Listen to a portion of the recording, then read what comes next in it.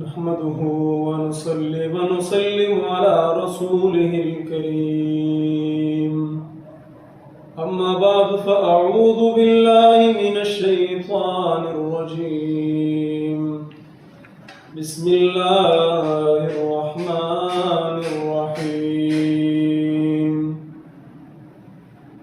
إنا كل شيء خلقناه بقدر صدق اللہ العظیم۔ افراد کے ہاتھوں میں ہے اقوام کی تقدیر، ہر فرد ہے ملت کے مقدر کا ستارہ۔ محترم سامعین،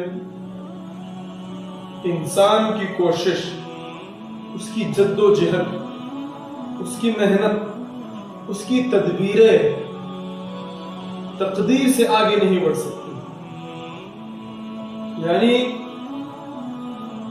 اگر کوئی شخص یہ چاہتا ہے کہ میں تدبیر کر کے وہ سب کچھ اپنے لیے حاصل کر لوں گا جو میرے مقدر میں ہو یا نہ ہو، تو این خیال استو محال استو جو یہ پاگل پن ہے، ایسا کرنے کی۔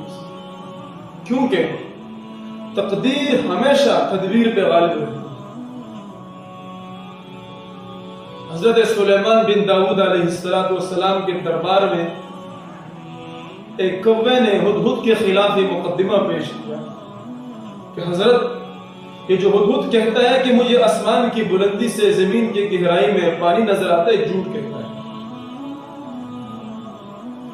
کیونکہ اسے تو اپنے پیروں کے نیچے جال نظر نہیں آتا اور یہ کہتا ہے کہ مجھے زمین کی گہرائی میں پانی نظر آتا۔ حضرت سلیمان علیہ السلام نے ہدہد سے کہا، تمہاری کیا رائے ہے کوے کے اس دعوے کے متعلق؟ ہدہد نے کہا، بات سچ اور جھوٹ کی نہیں بلکہ تدبیر اور تقدیر کی ہے۔ میری تدبیر یہ ہوتی ہے کہ میں بچ جاؤں، اور اللہ نے تقدیر میں یہ لکھا ہوتا ہے کہ میں پھنس جاؤں، اس لیے میں پھنس جاؤں۔